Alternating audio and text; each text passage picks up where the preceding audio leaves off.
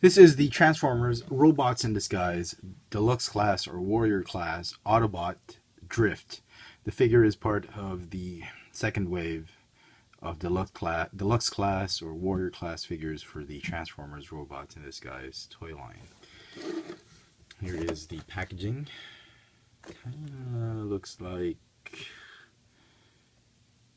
Budo from G.I. Joe or Wreck-Gar.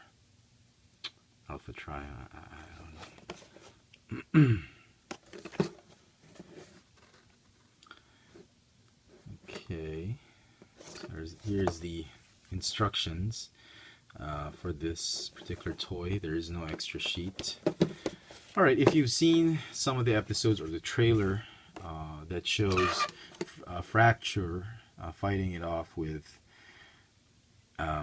Drift, it seems that Fracture is like the new Soundwave, and he's sort of the animated Prowl combined with Prime Wheeljack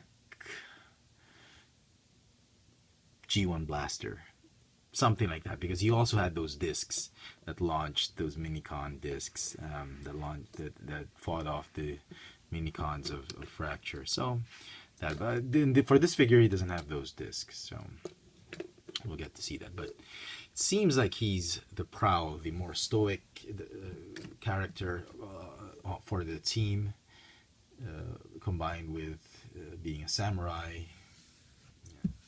Wheeljack or Prowl. Speaking of which, here is the IDW Generations Drift. And then we get Wheeljack. Standing up.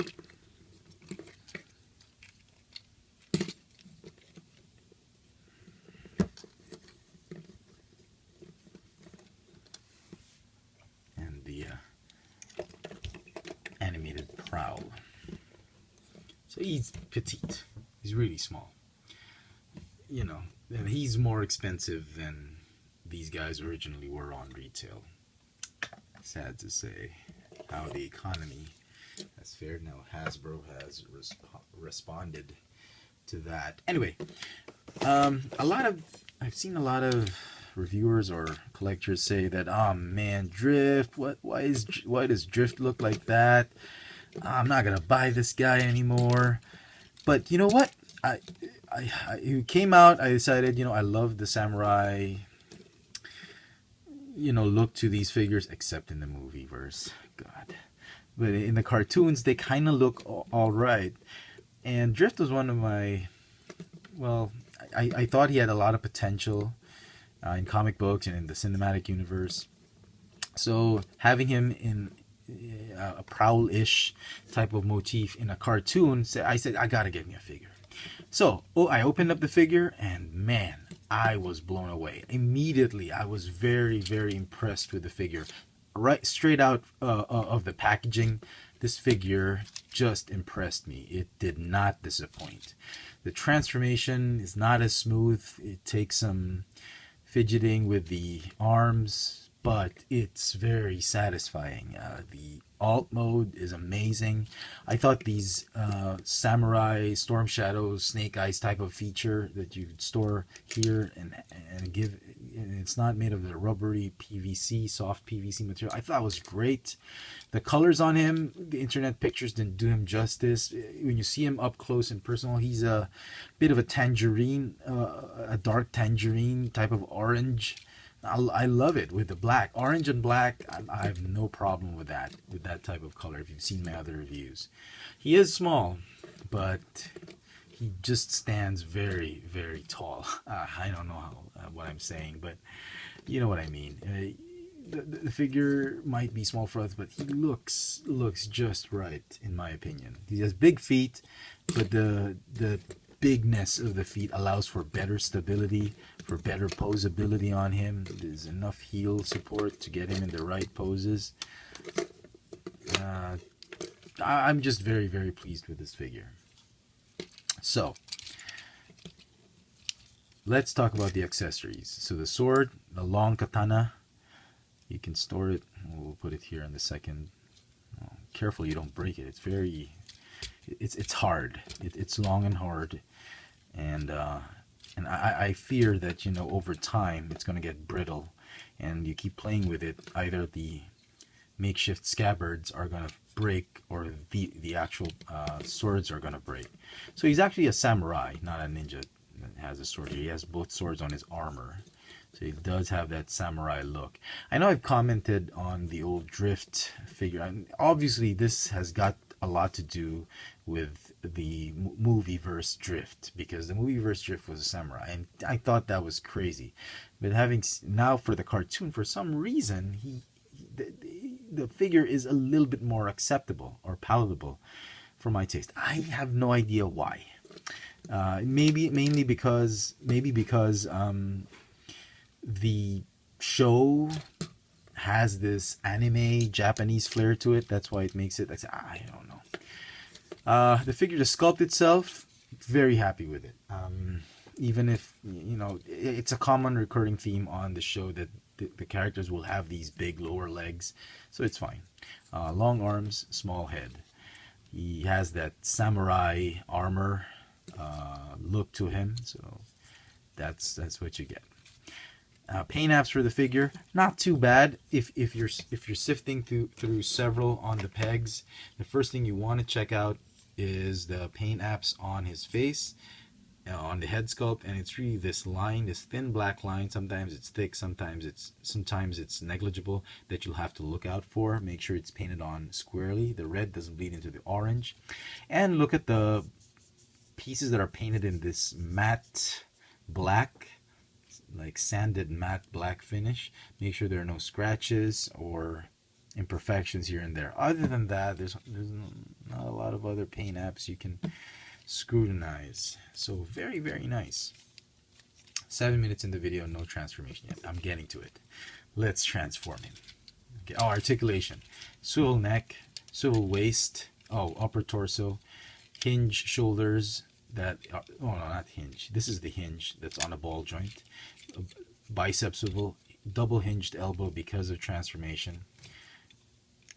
Wrist, hinge wrist, which, you know what, they didn't have to do that. You could transform him even with the arms not folding inward. It helps, but they didn't have to do that, so thank you, Hasbro. Ball jointed hips, thigh swivel, hinge knees, and a little bit of a foot articulation because of transformation. So to transform him, let's see if we can follow the instructions. Well, no need. Well, it's intuitive. Take off the swords, very intuitive. Fold it up like that to cover his head. No need to swivel the head backwards or what. Fold the backpack. It's nice. It's not as obtrusive. It actually gives more character to him with a little bit of some piece of armor like that. Fold it up like that to form the front part of the car. Go ahead and fold up the arms, the double jointed arms. Fold them up to form the doors. They tab in nicely right there. Fold these. Rotate the waist. That. Fold these pieces, the leg pieces up. Very, very tiny, thin tab right there in the tiny little hole right there. Thicker tab right here that's sticking in that thicker hole. This is gonna break over time. If you're a kid, transform this, even adults, I feel that thing's gonna break with enough transformation on the figure. So very, very carefully join it together. That's my only gripe about that. I mean, it's a design issue that I feel they could have made a circle peg instead of that very flat, thin peg. Go ahead and fold the roof over there. Oh, okay. Maybe you did have. No, you don't have to. You really don't have to fold the arm. You don't have to fold the fists inward. Or so they say. Now here's the trickiest part. This is the hardest part of the transformation. There is a peg right there that you got to stick into that hole. and you'll have to stick that peg into that hole. And to do that, they need to be properly aligned, like that. Like that. See, the fist stays nice and snug. Excuse me. See if I can give you some light. Right there. Right there. It doesn't go anywhere, so they didn't have to give them that hinge, but I'm glad they did. So the other side, just as tricky. All right, and tab these down like that. Okay.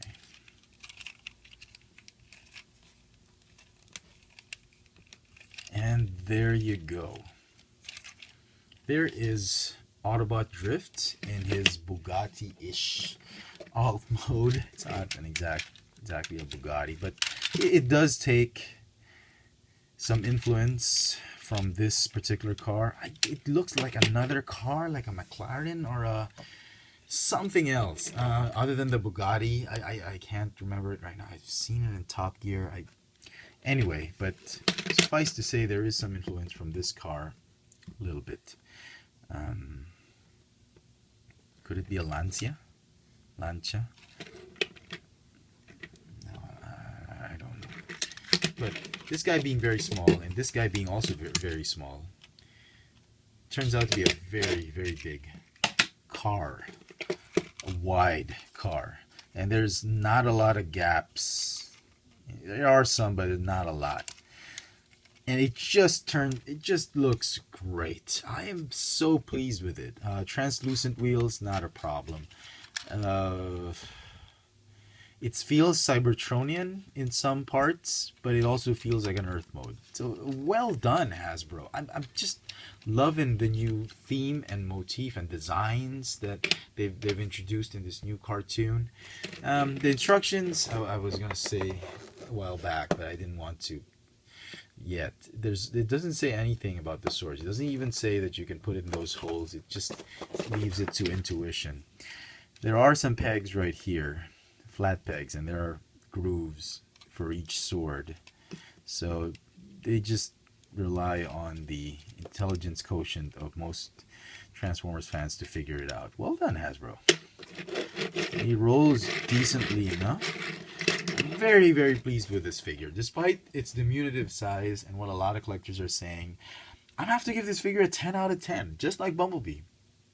Bumblebee, I give a very high 9. This one, I give it a 10. There was no balancing issue. I just enamored by this figure. I apologize if I'm gushing too much over a particular figure, but you know, after all that's been said about this toy line, we really needed a figure like this. So give it a chance. I mean, a lot of you are looking at him on the pegs and saying, man, this guy's small. I'm going to wait for it on clearance, or might not buy it at all. Wait and see till it looks good on the cartoon. You got to give it a shot.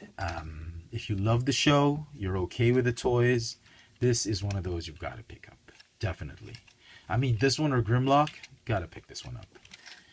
That's just it. So there you go, folks. I hope you enjoyed this video review. If you did, please click the thumbs up icon at the bottom. Don't forget to subscribe to this channel, like this video, share it with your friends, subscribe to this channel, Chefitron.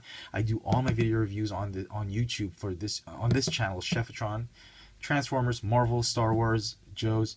I'm also on Twitter, Instagram. Twitter, I post my toy hauls. Instagram, my toy sightings here in Manila. Both are on the FX Friends username. Transformers, Robots in Disguise, Deluxe Class, Autobot Drift. Thanks for watching.